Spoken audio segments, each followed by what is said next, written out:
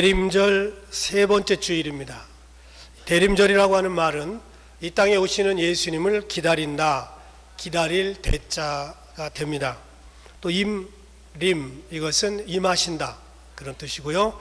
대강절이라고도 합니다. 그래서 대강 보내는 게 아니고 대강, 기다릴 대자에다가 내릴 강자, 내려오시는 주님을 기다린다, 이렇게 됩니다.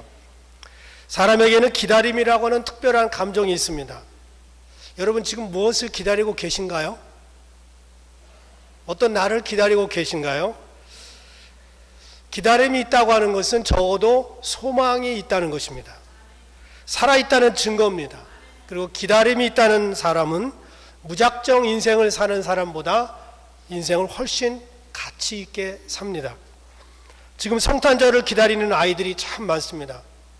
그런데 그 아이들이 너무 믿음이 충만하고 간절히 말씀을 사모해서 성탄절을 기다리는 건 아닌 것 같아요. 성탄절에 크리스마스 기프트가 있기 때문에 선물을 기다리는 것 같습니다. 예수 그리스도를 기다리는 많은 사람들 가운데 나이가 들면서 기다림이 약해지는 사람들이 있습니다. 또 어떤 사람들은 어른이 되면서 기다림에 대한 소망이 적어지고 설레임이 사라지는 경우가 많습니다.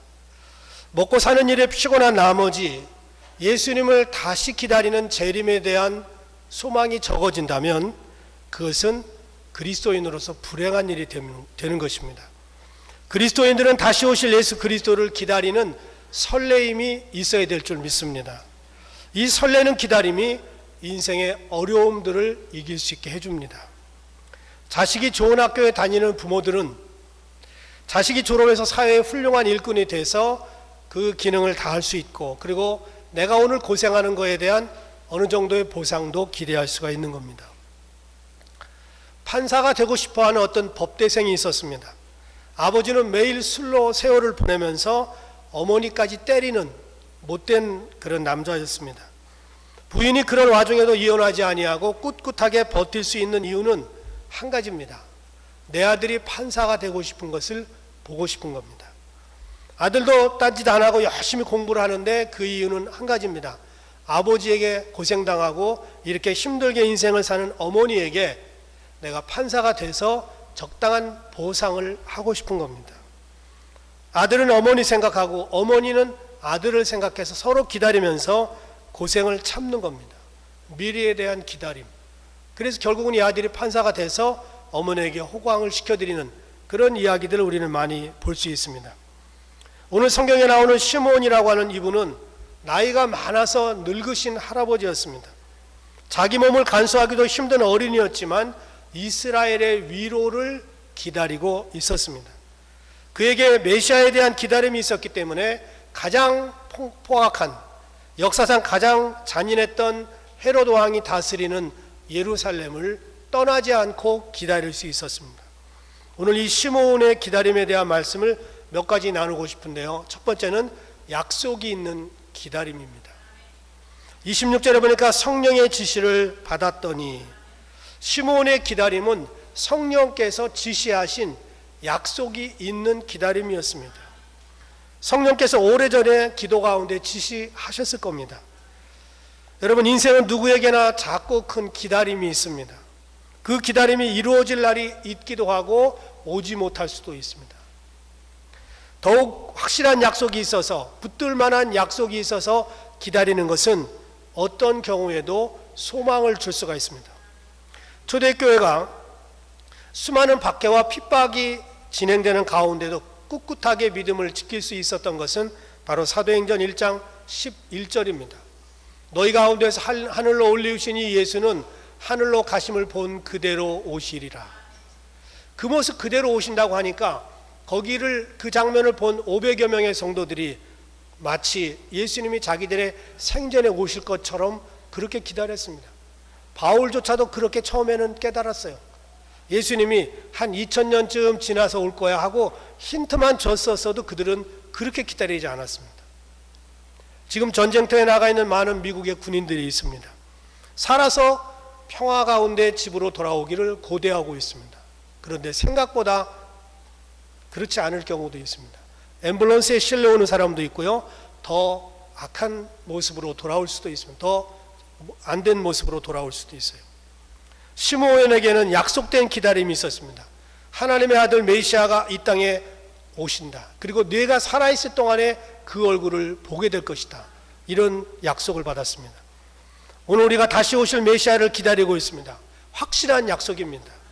그리고 그 기다림이 거의 끝에 다다랐습니다. 더욱이 얼마 전에 트럼프 대통령이 예루살렘을 이스라엘의 수도로 공식적으로 인정한 것은 성경의 스가랴 2장과 에스겔 38장 39장 이런 것들을 이루고 있는 겁니다. 그래서 우리는 지금 엔드 타임의 엔드에 살고 있어요. 끝에 살고 있습니다. 이제는 하나님의 말씀을 꼭 붙잡고 약속이 있는 기다림을 우리는 살아야 됩니다. 두 번째는요, 준비가 있는 기다림이었습니다. 25절 보니까 의롭고 경건하다 그랬습니다. 시므온은 약속이 있었는데 그 약속만을 붙드는 게 아니라 그 약속을 삶으로 실천하면서 의롭고 경건했습니다. 시므온은 자기에게 주어진 그 약속 하나 든든히 붙잡고 그 약속에 따라서 삶도 그렇게 살았다는 겁니다. 미국의 40, 50대 주부들 가운데 waiting wives라는 말이 있습니다. 기다리는 부인들, waiting wives. 이 기다리는 부인들은 대부분 알코올 중독자들입니다. 아이들은 커서 기숙사로 들어가고 이제 기다리는 사람은 남편뿐인데 남편들은 일에 파묻혀서 집에 늦게 들어오는 경우가 많습니다. 하루 종일 남편을 기다리다가 지쳐서 저녁 때가 되면 한 잔 걸칩니다. 그러다가 두 잔이 되고 세 잔이 되고 기다림에 지쳐서 남편을 기다리기는 기다리지만 기다림에 합당한 행동은 없는 채 그냥 한 잔 두 잔 마시다 보니까 대부분 알코올 중독자로 바뀌고 맙니다. 그래서 남편과 함께 기다림을 충족시키고 행복한 삶을 살아야 되는데 많은 사람들이 지금 웨이딩 와이브즈의 많은 사람들이 알코올 중독자 치료센터에 보내지고 있습니다. 기다림이 있는 자는 기다림에 맞는 행동을 하고 살아야 됩니다. 준비한 자만이 미래를 맞이할 수 있고 기다리면서 노는 게 아니라 기다리면서 성령의 기름을 든든히 준비한 사람만이 그날을 기쁨으로 맞이할 수가 있습니다. 미국의 남북전쟁이 끝난 다음에 버지니아 주가 거의 폐허가 됐습니다. 학교들이 오랫동안 문을 닫았는데 그 중에 College of William and Mary라고 하는 유명한 인문학부에 아마 버지니아 전국적으로도 유명합니다. 이 학교에 이웰이라고 하는 교장 선생님이 계셨습니다. 아무리 학교가 문을 닫고 전쟁에 폐허가 됐지만 학생들은 공부해야 된다. 그래서 학교가 열 수가 없는 교실이 없습니다. 다 무너져서. 그랬는데도 7년 동안 하루도 빠짐없이 오전 9시에 가서 학교에 종을 쳤습니다. 그 종소리를 듣고 그 주변에 살고 있는 많은 학생들이 몇 집에 모여서 이렇게 공부를 하고 책을 읽으면서 미래를 준비했습니다. 학생들이 그렇게 공부해서 그 공부했던 학생들이 버지니아 지역에 또 유명한 그런 유지들이 됐다는 이야기가 있습니다. 이 교장 선생님은 7년을 하루같이 하루도 빠지지 아니하고 학교에 가서 종을 치면서 학생들을 깨우게 된 것입니다. 미래를 위해서 소망을 가지면서 책을 읽으라고 이야기를 하게 된 것입니다. 우리도 주님을 기다리면 그 기다림에 합당한 의롭고 경건한 삶을 살아야 될 줄 믿습니다. 세 번째 시므온의 기다림은 성령님과 동행하는 사람이었습니다. 25절 보니까 성령이 그 위에 계시더라. 26절 성령의 지시를 받았더니 27절 성령의 감동으로 성전에 들어가며. 시므온은 성령의 지시를 받아서 기다린 지가 아마도 수십 년은 됐을 겁니다. 그 오랜 세월을 성령님과 동행했습니다. 성령의 지시를 받았습니다. 성령님이 늘 그 위에 계시고 자기는 성령님 아래에 사는 삶을 살았습니다. 그리고 아기 예수가 부모님의 손에 이끌려서 아기로 그렇게 품에 안고 성전을 찾아온 그날, 그 시간에 정확하게 그 자리에서 예수님과 만날 수 있을 정도로 그는 늘 준비하고 성령님과 동행했습니다. 여러분 물어볼게요. 오늘 아침에 여러분은 성령님과 함께 눈을 뜨셨습니까? 여러분 지난 한 주간도 여러분의 발걸음이 성령님과 함께 동행하도록 애를 쓰셨습니까? 성령님은 굉장히 민감한 영이기 때문에 우리가 죄를 즐기고 그리고 내 욕심을 즐기면 성령님의 감동을 예민하게 느낄 수가 없습니다. 성령이 있는 줄은 알지만 동행하지 못하고 자기 뜻대로 사는 인생들이 생각보다 많습니다. 그래서 말세를 살다가 혹시 실족하거나 깨어있지 못해서 주님 오시는 그날 부끄러움을 당할 수도 있습니다. 이름뿐인 성도, 직분만 가진 사람, 성령의 동행이 없이 성경대로 성령의 뜻대로 사는 게 아니라 성격대로 살다 보면 부끄러운 구원을 맞이할 수도 있습니다. 오래전에 고난주간에 어떤 아일랜드 캐톨릭 신부님이 밤중에 뉴욕 시내를 걸어가고 있었습니다. 흑인들이 많은 지역이라 위험하기 때문에 바바리 코트를 입고 옷깃을 여민 채 조심조심 걸어가고 있었습니다. 잠시 후에 어떤 흑인이 나타나더니 가슴에 총을 들이대면서 돈을 내놓으라고 이야기를 했습니다. 신부님이 코트를 슬쩍 벗으면서 지갑을 꺼내려고 하니까 가운이 보였어요. 성직자 가운이. 그러자 그 흑인이 신부님이라는 것을 알게 되고 이렇게 얘기합니다. 아이고 신부님 죄송합니다. 제가 성당에 다니는데요. 그러자 신부님이 이렇게 얘기합니다. 이보게 청년 회개하고 똑바로 살게. 그러면서 나하고 좀 얘기 좀 하자. 담배 한 대를 권했습니다. 목사는 담배를 권할 수 없지만 신부님은 권하죠. 술도 권합니다. 담배를 권하면서 이보게 얘기 좀 하자고 그랬더니 이 청년이 그때가 고난주간이었기 때문에 참 기가 막힌 얘기를 합니다. 신부님, 저는 고난주간에는 담배를 피우지 않습니다. 야 이놈아, 고난주간에 담배를 안 피워도 되고 권총강도는 해도 되냐? 여러분, 이런 삶을 사는 사람이 생각보다 많아요.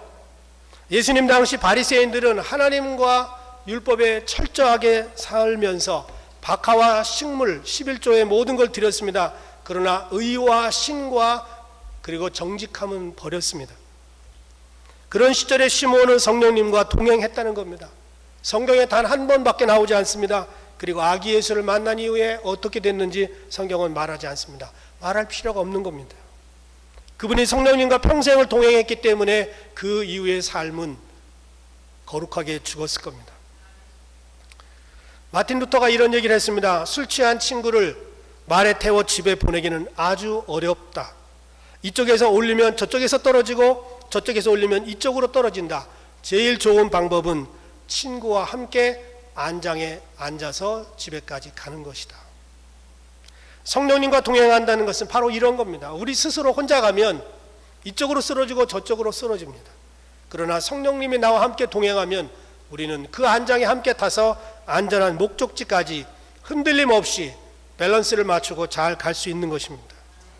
이번 대림절을 지나는 모든 성도 여러분, 눈을 들어 세상을 보십시오. 온갖 뉴스들이 주님 오실 날을 지금 포커싱하고 있습니다. 저는 너무 뉴스를 볼 때마다 깜짝깜짝 놀랍니다. 여러분, 코앞에 다가왔습니다. 우리는 이제 이스라엘의 위로를 기다리는 시므온처럼 온 세상의 위로를 다시 한번 기다리면서 메시아를 기다려야 됩니다. 그러나 나 혼자는 쓰러지기 쉽습니다. 좌우로 쏠리기 쉽습니다. 시므온처럼 성령님께 모든 삶을 맡기고 주님을 기다리는 대강절을 지내는 저와 여러분들이 되기를 주님의 이름으로 축복합니다. 기도하겠습니다.